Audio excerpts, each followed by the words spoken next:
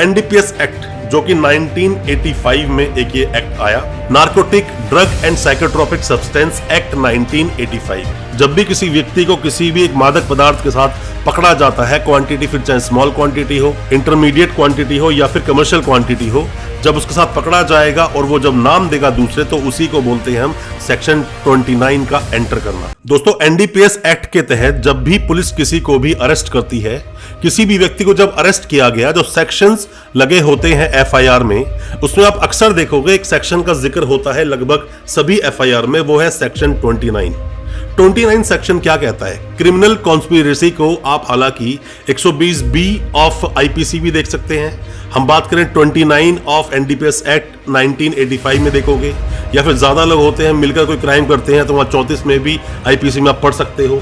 But क्योंकि ये NDPS act एक स्पेशल एक्ट है, इसीलिए जो इसके सेक्शंस हैं उन्हीं के आधार पर, उन्हीं के तहत एनडीपीएस केस चलता है, उन्हीं के आधार पर किसी को अरेस्ट किया जाता है।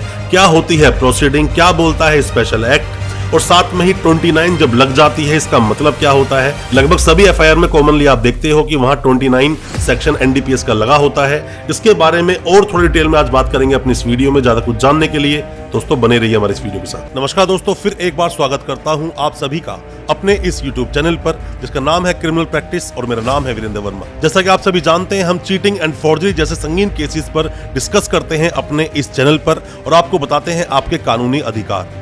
अगर आपका भी नाम आया है किसी भी तरह के चीटिंग या फॉर्जरी जैसे संगीन केसेस में, तो हो सकता है कि ये वीडियो आपके बहुत काम का हो, इसलिए वीडियो को अंत तक पूरा देखें। एनडीपीएस एक्ट जो कि 1985 में एक ये एक्ट आया, narcotic drug and psychotropic substance act 1985 special act है। ये एक स्पेशल एक्ट का मतलब क्या है? हालांकि सभी तरह के जो क्राइम होते हैं, अपराध होते हैं, उनके बारे में उनकी डेफिनेशन, क्या सजा दी जाए, किस तरह से वो सब कुछ चलता है, उसके लिए हमारे पास आईपीसी और सीआरपीसी है। पर आईपीसी का जब आप सेक्शन 41 पढ़ते हैं तो वहां स्पेशल एक्ट का जिक्र है। आप वहां जाके उसके बारे में देख सकते हैं। जितने भी स्पेशल एक्ट बने हैं उन्हीं के जो सेक्शंस हैं उसके तहत ही स्पेशल जो एक्ट होते हैं, स्पेशल जो ये एनडीपीएस एक्ट हो गया, पॉक्सो एक्ट हो गया, सारे स्पेशल एक्ट हैं। तो एनडीपीएस के जो सेक्शंस हैं उसी के आधार पर, उसी के सेक्शंस के अनुसार ही किसी का ट्रायल, किसी का केस चलाया जाता है। सेक्शन 29 दोस्तों, जब भी किसी भी व्यक्ति को पकड़ा गया तो पकड़ने के बाद अक्सर पुलिस सोचती है कि और लोगों तक पहुंचा जाए, किससे इसने ये सामान लिया, किसको देने के लिए जा रहा था, या और कौन कौन लोग इन्वॉल्व हैं। हालांकि कभी भी पुलिस वहां जड़ तक नहीं पहुंच पाती है।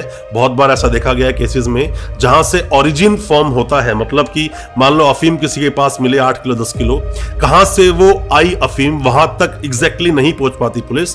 पर हाँ, जिसने इसको बेचा, जो पकड़ा गया, और वो किसको बेचेगा, यहां तक पुलिस आसानी से जरूर पहुंच जाती है। और इन्हीं को, जो उसने डिस्क्लोजर स्टेटमेंट में नाम दिए और लोगों के, उनको जो पकड़ा गया बाद में या नहीं पकड़ा गया, डिस्क्लोज करने का, नाम देने का, यही मतलब है 29 का मतलब है और भी लोग क्रिमिनल कंस्पिरेसी में ऐड थे इस केस के अंदर, इस क्राइम के साथ साथ में। जब भी किसी व्यक्ति को किसी भी एक मादक पदार्थ के साथ पकड़ा जाता है, क्वांटिटी फिर चाहे स्मॉल क्वांटिटी हो, इंटरमीडिएट क्वांटिटी हो या फिर कमर्शियल क्वांटिटी हो, जब उसके साथ पकड़ा जाएगा और वो जब नाम देगा दूसरे, तो उसी को बोलते हैं हम सेक्शन 29 का एंटर करना।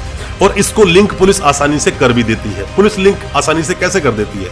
आपस में अगर कोई इंसान कुछ काम कर रहा है, लेन देन कर रहा है, तो वहां फोन पर टेलीफोनिकली बहुत सारी बातें होती हैं, और उन्हीं सब कॉल डिटेल्स की वो डिटेल निकाल लेते हैं और उन्हीं को लगाकर चार्जशीट में पेश करते हैं। दोस्तों, अगर ये वीडियो आपको अच्छा लग रहा है तो अभी इस वीडियो को लाइक करें, ताकि इसी तरह की लाइक से हमें मोटिवेशन मिल सके और प्रोत्साहन मिल सके इसी तरह की लीगल अवेयरनेस की वीडियोस आप तक पहुंचाने के लिए। और आप अगर पहली बार आए हैं हमारे इस चैनल पर, पहली बार देख रहे हैं हमारे इस वीडियो को, हमारे चैनल को अभी सब्सक्राइब करें, साथ में लगा बेल आइकन जरूर दबा दें, ताकि इसी तरह की लीगल अवेयरनेस की वीडियोस आप तक पहुंच सके सबसे पहले। चार्जशीट की भी हम अगर बात करें तो 6 महीने तक का टाइम होता है एनडीपीएस एक्ट में चार्जशीट लगाने का। जिस तरह से हमने पहले वीडियोस बनाई हैं सर्च के ऊपर, उसमें सेक्शन 50 बताया, सेक्शन 42 हमने बताया सर्च और अरेस्ट किस तरह से होता है। आप वो वीडियो देखोगे और अच्छे से आप समझ पाओगे। और बात अभी हम कर रहे हैं सेक्शन 29 की, तो यहाँ पर पुलिस वालों के पास अपनी एक साइबर सेल की टीम होती है। साइबर जो उनके पास टीम होती है, वहां से सब डिटेल्स वो लोग मंगा लेते हैं, निकाल कर अटैच कर देते हैं और साथ में ही लिंक कर देते हैं कि हाँ, इसका दूसरे व्यक्ति से जिसको सामान देने जा रहे हैं, जिससे सामान लिया है, उससे इसका लिंक था।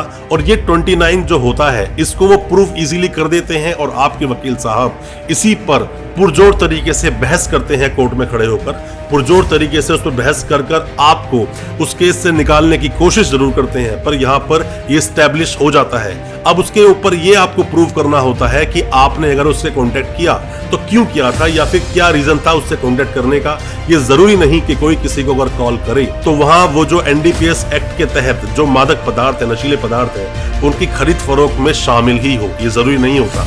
और जिसने आपका नाम लिया, उसने नाम लिया और यहाँ सेक्शन 29 हिट कर जाता है। दोस्तों, आपका भी अगर कोई जानकार, सगा संबंधी या फिर आप खुद अगर कभी एनडीपीएस एक्ट में फंसे थे तो मैं आपको बता दूं कि आपको ये सब पता होना बहुत जरूरी है उसके सेक्शंस के बारे में। हालांकि इतना बड़ा ये एक्ट नहीं है जिसको आप इजीली पढ़ ना पाएं। मैं सभी जो लॉ स्टूडेंट्स हैं या नए वकील साहब जो अभी आए हैं अपनी लीगल प्रैक्टिस में, उनको मैं ये कहना चाहूंगा कि बड़ा एक्ट नहीं है, इसको इजीली आप पढ़ सकते हैं, समझ सकते हैं, क्योंकि जब तक नॉलेज आपके पास प्रॉपर नहीं है, एक्ट के सेक्शंस आपको पता नहीं, तब तक आपके अंदर वो कॉन्फिडेंस नहीं होगा जिस कॉन्फिडेंस के आधार पर केसेस लड़े जाते हैं। क्या होती है स्मॉल क्वांटिटी, क्या होती है इंटरमीडिएट क्वांटिटी और क्या होती है कमर्शियल क्वांटिटी, इस पर हमने डिटेल वीडियो बनाया है, आप उसको देखेंगे बहुत अच्छे समझ पाएंगे। और साथ ही किस तरह से पुलिस अरेस्ट करती है और किस तरह से सर्च करेगी और सर्च कौन करेगा, किस रैंक का पुलिस वाला करेगा, इस पर भी हमने वीडियो बनाई है। एक बात और आपको जानना बहुत जरूरी है, एनडीपीएस एक्ट ये भी कहता है कि आपने इस खरीद फरोख्त में जो नशीले पदार्थ थे, जितनी भी धन, जो भी कुछ सामान, आपने जितना भी पैसा कमाया, जो भी प्रॉपर्टीज बनाई, वो सब प्रॉपर्टीज वो लिंक कर देते हैं और उनको पूरी तरह से कुर्क करने की इनको पावर हो जाती है। वो कोर्ट में इसको पेश करते हैं कि यही सब कुछ सामान बेचकर पैसा आपने कमाया और आपने ये प्रॉपर्टी आपने बनाई थी। तो ये सब भी आपको पता होना बहुत जरूरी है। जो ये एक्ट है एनडीपीएस एक्ट, बहुत ही सीरियस एक एक्ट है जिसमें अगर कोई फंसा और साथ में कमर्शियल क्वांटिटी के साथ अगर वो फंसा तो उसका निकलना बहुत मुश्किल हो जाता है।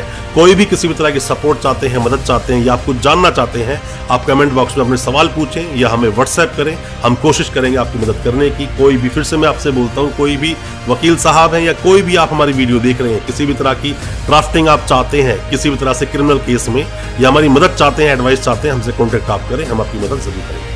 बहुत बहुत शुक्रिया और धन्यवाद हमारे इस वीडियो के साथ बने रहने के लिए।